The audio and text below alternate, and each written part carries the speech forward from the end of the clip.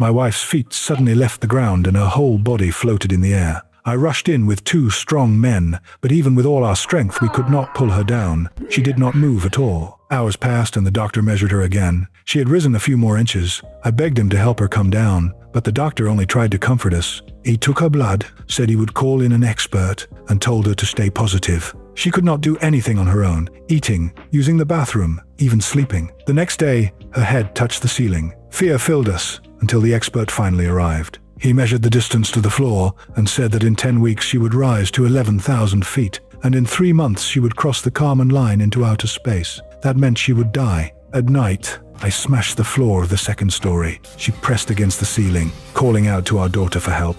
Our daughter turned the faucet on full blast, blocking out her cries, refusing to face what was happening to her mother. Late that night, as our daughter slept, my wife stared at her quietly through the broken floor. By morning, half of her body had risen upstairs. Our daughter begged to stay with her, but she held back tears and told us she must not give up her studies. After school, our daughter returned and heard her groaning in pain. A rope was tied tightly around her ankle. I had tried to stop her from floating away. The pain was unbearable. Our daughter ran to the kitchen for a knife.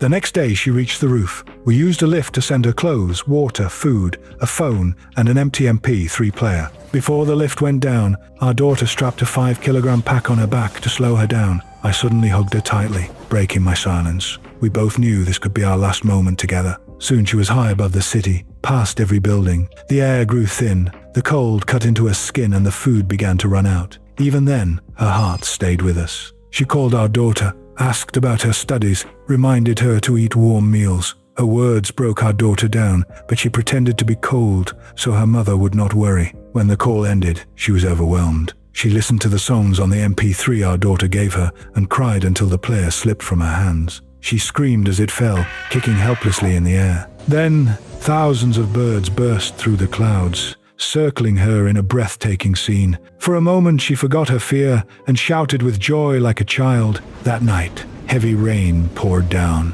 Lightning and thunder surrounded her as she drifted alone. Soon she rose above the storm, leaving the chaos behind. She removed her mask and called me. We had not spoken in so long. I begged her to put the mask back on before she ran out of air. The sun slowly rose. Her body climbed faster and faster. In her final moment, she told me she loved me. Then she dropped the phone, crossed the Kármán line, and kept rising into the unknown.